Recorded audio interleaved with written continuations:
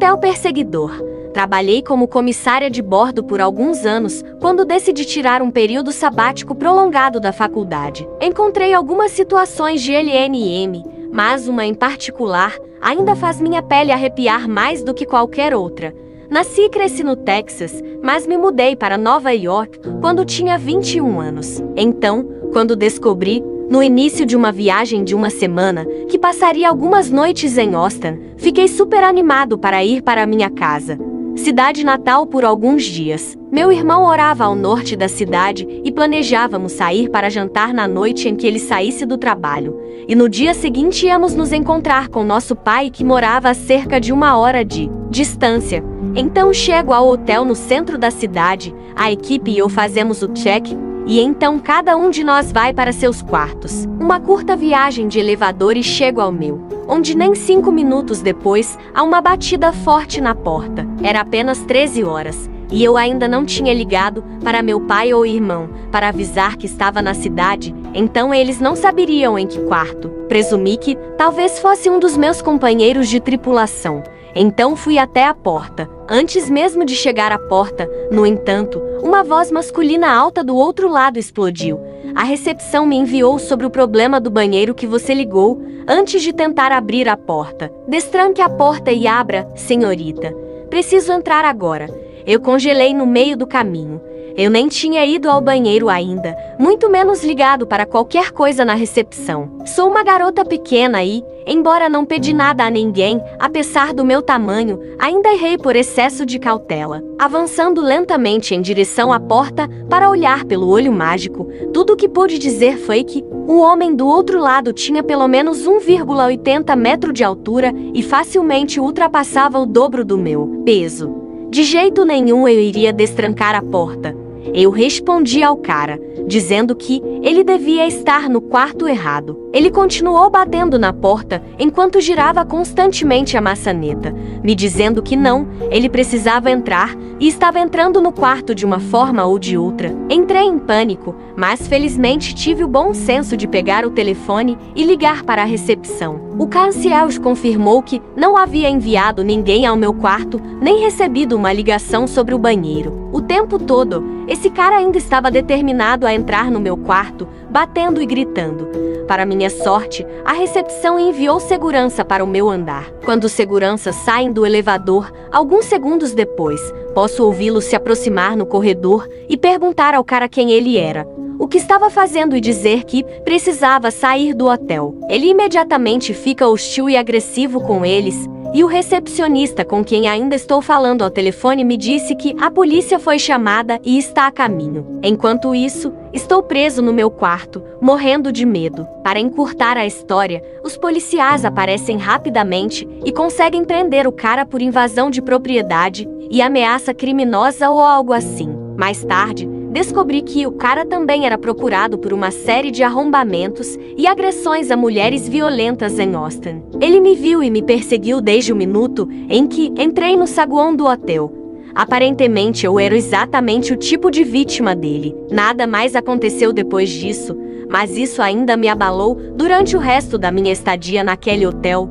Então, perseguidor do hotel, nunca vamos nos encontrar. Hotel Creeper, meio longo, então minhas desculpas. Quando eu tinha 19 anos, trabalhava à noite em uma rede de hotéis de 5ª categorias, na minha cidade natal, e geralmente era bem frio. Já tinha visto esquisitos de dar arrepios, mas eu posso me cuidar e me acostumei com isso muito rapidamente. No entanto, esse cara era muito pior do que qualquer coisa que eu havia encontrado até então.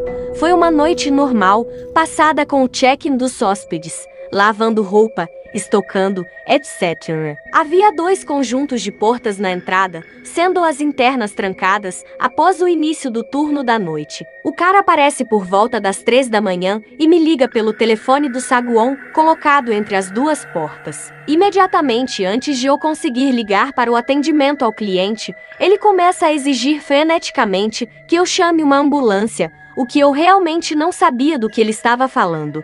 Mas tento ajudá-lo da melhor maneira que posso, fazendo perguntas. Eventualmente, eu simplesmente o deixo entrar para ter uma ideia melhor de como ajudar. Mas quando faço, todo o seu tom muda imediatamente. Ele começa a falar com uma voz monótona e tem um olhar meio mortal. Nunca vi olhos tão desprovidos de emoções. E sem falar que ele não apresentava sinais físicos de lesão. De forma alguma. Obviamente eu estava assustada, mas tentei o meu melhor para continuar normalmente, fazendo mais perguntas a ele. Após as 2 primeiras perguntas, ele simplesmente para de responder completamente e continua olhando.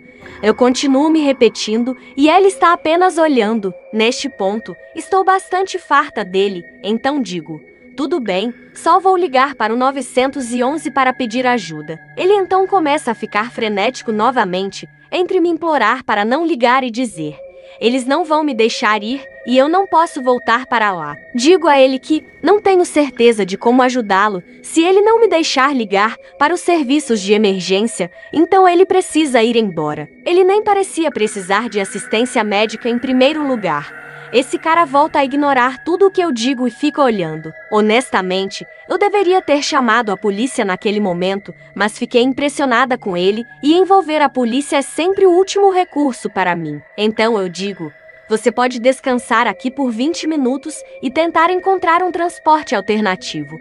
Mas depois você precisa ir e vou para trás para observá-lo nas câmeras.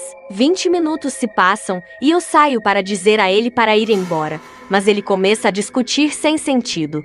Volto para trás, exasperada.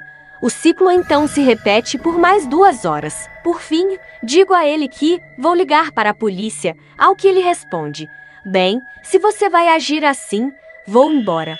Eu fico tipo: por favor, eu quero que você vá embora. Eu estava tão farta dele que basicamente estava gritando: ele finalmente vai embora.